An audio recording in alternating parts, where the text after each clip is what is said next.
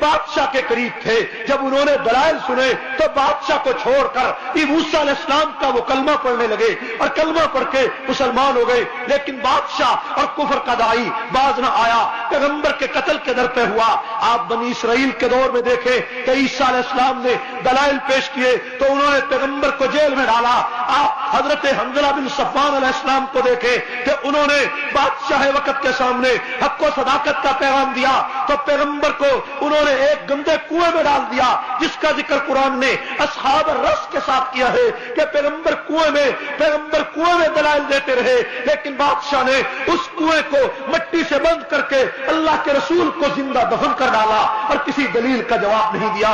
मेरे भाइयों, हुजूर सल्लल्लाहु अलैहि वसल्लम का दौर आया, पैगंबर अलैहिस्सलाम ने खाना काबा के सामने दलाइल पेश किए कि ये 360 पत्थर की मूर्तियां तुम्हारा कुछ नहीं कर सकती। तो बादशाह वक्त ने, सरदार मक्का अबू जहल ने इसको अपनी तौहीन समझा, पैगंबर को धक्के मारे, सहाबा को तपती रेत पे लिटाया, जमीर जरीरा की आंखें निकाली, लबीना की चमड़ी उधेड़ी, बिलाल को तपती रेत पे लिटाया, पैगंबर के रास्ते में कांटे बिछाए। दलील का जवाब दलील से देने की बजाय वो कत्ल पे उतर आया। दारुन नदवा में मशवरा किया, पैगंबर को मक्के से निकाल दिया। रसूलुल्लाह मदीना में पहुंचे। आओ तारीख के चेहरे से मैं निकाब उतारना चाहता हूं, आगे चले।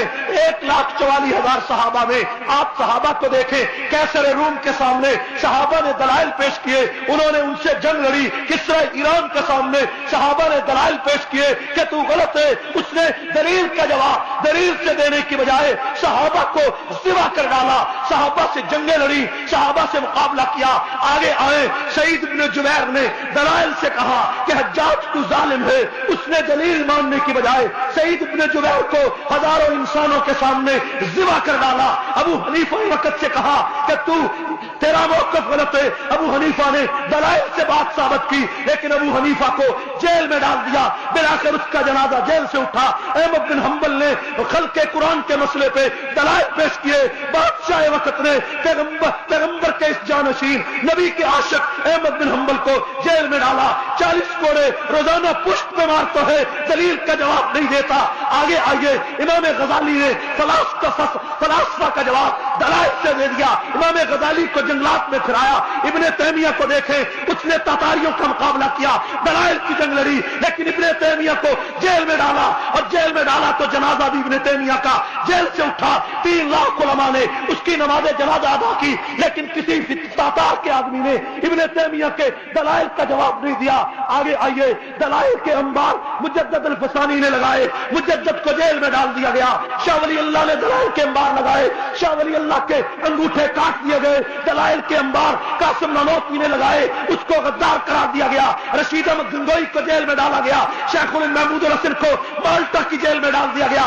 दलाइल के अंबार अब्दुल शकूर लखनवी पे लगाए, उसे शहर से निकाल दिया गया। दलाइल के अंबार अताउल्लाह शाह बुखारी ने लगाए, उसे 9 साल जेल की सजा दे दी गई। दलाइल के अंबार हबीबुर रहमान लुधियानवी ने लगाए तो उसको देखो 19 साल जेल काटना पड़ी। दलाइल के अंबार अबैदुल्लाह सिंधी ने लगाए, उसे जेल में डाल दिया गया। दलाइल के अंबार बड़े बड़े उलमाओं ने, मुजाहिदों ने लगाए, मौलाना ताज महमूद इमराती ने लगाए, उसे जेल में डाल दिया गया। दलाइल के अंबार अब्दुल शकूर लखनवी लगाए, जेल में जाए। 14 सदियां बीत गई, कोई काफर, कोई बादशाह, कोई सरदार दलील का जवाब दलील से नहीं देता। बिलाकर यह दौर आया